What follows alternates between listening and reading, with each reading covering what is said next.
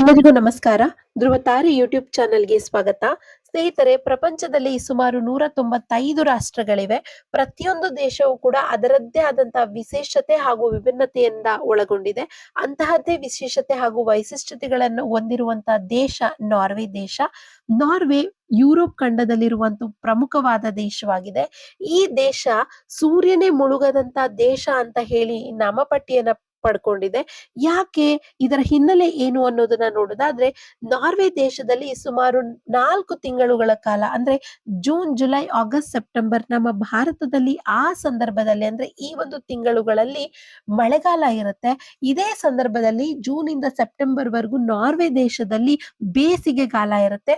ಇದಕ್ಕೆ ಕಾರಣ ಸೂರ್ಯ ಆರ್ಕಿಟ್ ವೃತ್ತದ ಮೇಲೆ ನೇರವಾಗಿ ತನ್ನ ಕಿರಣಗಳನ್ನ ಪ್ರತಿಫಲಿಸುವ ಕಾರಣ ಆ ಭಾಗ ಏನಿರುತ್ತೆ, ಧ್ರುವ ಭಾಗ ಆಗಿರ್ಬೋದು, ಉತ್ತರ ಭಾಗ ಆಗಿರ್ಬೋದು, ಸೂರ್ಯನ ಪ್ರತಿಫಲನಗಳನ್ನ ಬೇರೆ ಬೇರೆ ರೀತಿಯಾಗಿ ತೋರಿಸುತ್ತೆ. ಈ ಸಂದರ್ಭದಲ್ಲಿ ನಾರ್ವೆ ದೇಶದಲ್ಲಿ 4 ತಿಂಗಳುಗಳ ಕಾಲ ಸೂರ್ಯ ಮುಳುಗೋದೇ ಇಲ್ಲ, ಅಸ್ತಮಾನ ಹೊಂದೋದೇ ಇಲ್ಲ. ಇದು ಈ ದೇಶದ ಒಂದು ವಿಶಿಷ್ಟತೆಗಳನ್ನೇ ಬಹಳ ವೈಶಿಷ್ಟ್ಯವಾಗಿರೋದು ಅಂತ ಹೇಳ್ಬೋದು.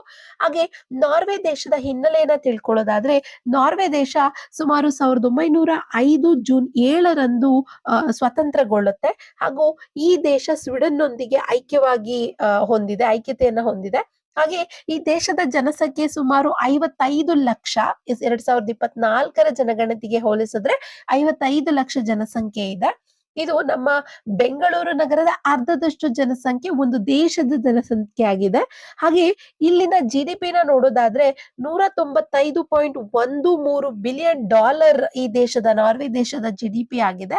ಹಾಗೆ ದೇಶದ ಕರೆನ್ಸಿ ನಾರ್ವೇಜಿಯನ್ ಕ್ರೋನ್ ಅಂತ ಹೇಳಿ, ಒಂದು ನಾರ್ವೇಜಿಯನ್ ಕ್ರೋನ್ ಭಾರತದ 80 ರೂಪಾಯಿಗಳಿಗೆ ಸಮಾನ ಆಗಿರುತ್ತೆ.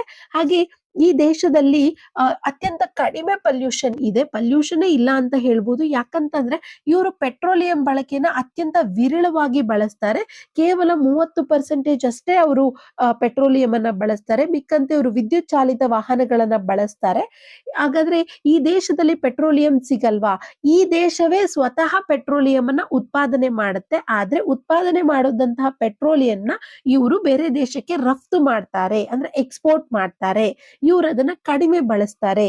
ಅಂದ್ರೆ ಇಲ್ಲಿ ಪೆಟ್ರೋಲ್ 1 ಲೀಟರ್ ಪೆಟ್ರೋಲ್ನ ಬೆಲೆ 110 ರೂಪಾಯಿ ಇದೆ. 110ರಿಂದ 130 ರೂಪಾಯಿ ಇದೆ. ಇದು ಬಹಳನೇ ಕಾಸ್ಟ್ಲಿ ಅಂತ ಹೇಳ್ಬೋದು. ನಮ್ಮ ಭಾರತಕ್ಕೆ ಹೋಲಿಸಿದ್ರೆ ಅಲ್ಲಿ ಪೆಟ್ರೋಲ್ ಅಲ್ಲೇ ಸಿಕ್ಕಿದ್ರು ಕೂಡ, ಅಂದ್ರೆ ಅಲ್ಲೇ ಉತ್ಪಾದನೆ ಮಾಡಿದ್ರು ಕೂಡ ನಾರ್ವೆನಲ್ಲಿ ಅದರ ರೇಟ್ ಜಾಸ್ತಿ ಇದೆ. ಯಾಕಂದ್ರೆ ಬಳಸುವವರ ಸಂಖ್ಯೆ ಕಡಿಮೆ ಇದೆ. ಇದರಿಂದಾಗಿ ಈ ದೇಶದಲ್ಲಿ ಪಲ್ಯೂಷನ್ ಅನ್ನೋದು ಬಹಳನೇ ವಿರಳ ಅಂತ ಹೇಳ್ಬೋದು. ಇಲ್ಲಿನ ಜನ ಅತ್ಯಂತ ಸಂತೋಷವಾಗಿ ಸುಖಮಯವಾಗಿ ಜೀವನ ನಡೆಸ್ತಾ ಇದ್ದಾರೆ. ಯಾಕೆ ಅಂತಂದ್ರೆ ಇಲ್ಲಿನ ಜೀವಿತಾವಧಿ ಹೆಚ್ಚು ಇದೆ. ಇಲ್ಲಿ ಯಾವುದೇ ರೀತಿಯಾದಂತ ಮಾರಕ ಕಾಯಿಲೆಗಳಿಗೆ ಜನರು ತುತ್ತಾಗ್ತಾ ಇಲ್ಲ. ಯಾಕೆ ಅಂತಂದ್ರೆ ಇಲ್ಲಿನ ಪ್ರಾಕೃತಿಕ ಕೊಡುಗೆ ಅಪಾರವಾಗಿದೆ. ತುಂಬಾ ಒಳ್ಳೆಯ ರೀತಿಯಾದಂತಹ ಹವಾಮಾನ ಇರೋದ್ರಿಂದ ಉಸಿರಾಟದ ಸಮಸ್ಯೆಗಳು ಅಲ್ಲಿನ ಜನರಕ್ಕೆ ಹೆಚ್ಚೆಚ್ಚು ಕಾಡೋದಿಲ್ಲ. ಹಾಗೆ ಈ ದೇಶ ಪ್ರಪಂಚದ ಅತ್ಯಂತ ಚಿಕ್ಕ ದೇಶಗಳಲ್ಲಿ ಈ ದೇಶವು ಒಂದು 120ನೇ ಸ್ಥಾನದಲ್ಲಿದೆ. ಅಂದ್ರೆ ಏನು, ನಾವು ವಿಸ್ತೀರ್ಣದಲ್ಲಿ ಹೋಲಿಸೋದಾದ್ರೆ ನಾರ್ವೆ ಪ್ರಪಂಚದ 120ನೇ ಸ್ಥಾನದಲ್ಲಿದೆ. ಆದ್ರೆ HDI ಅಂದ್ರೆ ಮಾನವ ಅಭಿವೃದ್ಧಿ ಸೂಚ್ಯಾಂಕ, ಹ್ಯೂಮನ್ ಡೆವಲಪ್ಮೆಂಟ್ ಇಂಡೆಕ್ಸ್ ಅಂತ ಏನ್ ಹೇಳ್ತೀವಿ, ಇದರಲ್ಲಿ ನಾರ್ವೆ ದೇಶ ಸುಮಾರು 60ರ ಒಳಗಡೆ ಬರುತ್ತೆ. ಯಾಕೆ ಅಂತಂದ್ರೆ ನಾರ್ವೆನಲ್ಲಿ ಅತ್ಯಂತ ಸುಖಮಯವಾಗಿ ಜೀವನ ನಡೆಸ್ತಾ ಇದ್ದಾರೆ. ನಾವು HDI-ನ ಗುರುತಿಸೋದು ಆರೋಗ್ಯ, ನಾವು ಏನು ಹೆಲ್ತ್, ಎಜುಕೇಶನ್ ಮತ್ತೆ ಸ್ಟ್ಯಾಂಡರ್ಡ್ ಆಫ್ ಲಿವಿಂಗ್ ಅಂತ ಹೇಳ್ತಾರೆ. ಆರೋಗ್ಯ ಹಾಗೆ ಅಲ್ಲಿನ ಜನರ ವಿದ್ಯಾಭ್ಯಾಸ ಏನಿದೆ ಇವೆಲ್ಲವೂ ಕೂಡ ಗಣನೆಗೆ ತೆಗೆದುಕೊಂಡು ನಾವು ಹ್ಯೂಮನ್ ಡೆವಲಪ್ಮೆಂಟ್ ಇಂಡೆಕ್ಸ್ ಅಥವಾ ಮಾನವ ಅಭಿವೃದ್ಧಿ ಸೂಚ್ಯಂಕವನ್ನ ಮಾಡ್ತೀವಿ. ಇಲ್ಲಿ ಆರೋಗ್ಯ ಆಗಿರ್ಬೋದು. ಹಾಗೆ ಇಲ್ಲಿ ಸುಮಾರು 99% ಏನಿದ್ದಾರೆ ಅಷ್ಟು ಜನ ಅಕ್ಷರಸ್ಥರಿದ್ದಾರೆ, ಅಂದ್ರೆ ಎಜುಕೇಟೆಡ್ಸ್ ಇದ್ದಾರೆ. ಹಾಗೂ ಇಲ್ಲಿನ ಸ್ಟ್ಯಾಂಡರ್ಡ್ ಆಫ್ ಲಿವಿಂಗ್ ತುಂಬಾನೇ ಅಭಿವೃದ್ಧಿ ಹೊಂದಿದೆ. ಅಂದ್ರೆ ಪ್ರತಿಯೊಬ್ರು ಕೂಡ ಸ್ವಾವಲಂಬಿಗಳಾಗಿ ದುಡಿತಾ ಇದ್ದಾರೆ. ಹಾಗೆ ತಮ್ಮ ಸ್ಟ್ಯಾಂಡರ್ಡ್ ಆಫ್ ಲಿವಿಂಗ್ ಅಂದ್ರೆ ಜೀವನ ಶೈಲಿಯನ್ನ, ಜೀವನ ಮಟ್ಟವನ್ನ ಸುಧಾರಿಸ್ಕೊಂಡಿದ್ದಾರೆ. ಆದ್ರಿಂದಾಗಿ ನಾರ್ವೆ HDI-ನಲ್ಲಿ ಸುಮಾರು 60 ರ್ಯಾಂಕಿಂಗ್ ಒಳಗಡೆ ಬರುತ್ತೆ. ಅದರಿಂದಾಗಿ ಹಾಗೆ ಈ ಒಂದು ದೇಶದಲ್ಲಿ ಪ್ರಪಂಚದ ಅತ್ಯಂತ ಉದ್ದವಾದ ಟನಲ್ ರೋಡ್ ಇದೆ. ಅಂದ್ರೆ ಸುಮಾರು 24.5 ಕಿಲೋಮೀಟರ್ ಉದ್ದದ ಟನಲ್ ರೋಡ್ ನಾರ್ವೆನಲ್ಲಿದೆ. ಇದೊಂದು ದೇಶದ ಹೆಗ್ಗಳಿಕೆಗೆ ಒಂದು. ಅದೇ ರೀತಿಯಾಗಿ ಮತ್ತೊಂದು ವಿಶೇಷತೆ ನೋಡೋದಾದ್ರೆ ನಾರ್ವೆ ದೇಶದಲ್ಲಿ 12 ವರ್ಷ ಒಳಪಟ್ಟಂತಹ ಮಕ್ಕಳು ಯಾವುದೇ ರೀತಿಯಾದಂತಹ ಜಾಹೀರಾತುಗಳಲ್ಲಿ ಅಥವಾ ಆಡ್ಗಳಲ್ಲಿ ಕಾಣಿಸಿಕೊಳ್ಳುವ ಹಾಗಿಲ್ಲ. ನಮ್ಮ ಭಾರತದಲ್ಲಿ 14 ವರ್ಷ ಒಳಪಟ್ಟ ಮಕ್ಕಳು ಎಲ್ಲಿಯಾದ್ರೂ ಕೆಲಸ ಮಾಡಿದ್ರೆ ಆ ಮಕ್ಕಳನ್ನ ನಾವು ಬಾಲಕಾರ್ಮಿಕರು ಅಂತ ಹೇಳಿ ಕರಿತೇವೆ. ಆದ್ರೆ ಅದು ತಪ್ಪು, ಕಾನೂನಿಗೆ ವಿರುದ್ಧ. ಆದ್ರೆ ಅದೇ ಏಜಿನ ಮಕ್ಕಳು 14ರಿಂದ ಒಳಪಟ್ಟ ಮಕ್ಕಳು ಸಿನಿಮಾಗಳಲ್ಲಿ ಜಾಹೀರಾತುಗಳಲ್ಲಿ ಕಾಣಿಸಿಕೊಂಡ್ರೆ ಅದು ಬಾಲಕಾರ್ಮಿಕತೆ ಅಲ್ಲ. ಆದ್ರೆ ನಾರ್ವೆ ದೇಶದಲ್ಲಿ 12 ವರ್ಷ ಒಳಪಟ್ಟ ಮಕ್ಕಳು ಜಾಹೀರಾತುಗಳಲ್ಲೂ ಕೂಡ ಕಾಣಿಸಿಕೊಳ್ಳುವ ಹಾಗಿಲ್ಲ. ಇದು ಆ ದೇಶದ ಒಂದು ಸ್ಟ್ರಿಕ್ಟ್ ರೂಲ್ ಆಗಿರುತ್ತೆ. ಇನ್ನು ಉಳಿದಂತೆ ಮಹಿಳೆಯರು ಕೂಡ ಇಲ್ಲಿ ಎಲ್ಲಾ ಕ್ಷೇತ್ರಗಳಲ್ಲೂ ಕೂಡ ತಮ್ಮನ್ನ ತಾವು ಗುರುತಿಸ್ಕೊಂಡಿದ್ದಾರೆ. ಮತ್ತೊಂದು ವಿಶೇಷತೆ ಏನು ಈ ನಾರ್ವೆ ದೇಶದಲ್ಲಿ ಅಂದ್ರೆ ಚಳಿಗಾಲದಲ್ಲಿ ಮಂಜಿನ ನೀರಿನಲ್ಲಿ ಈ ದೇಶದ ಜನರು ಸ್ನಾನವನ್ನ ಮಾಡ್ತಾರೆ.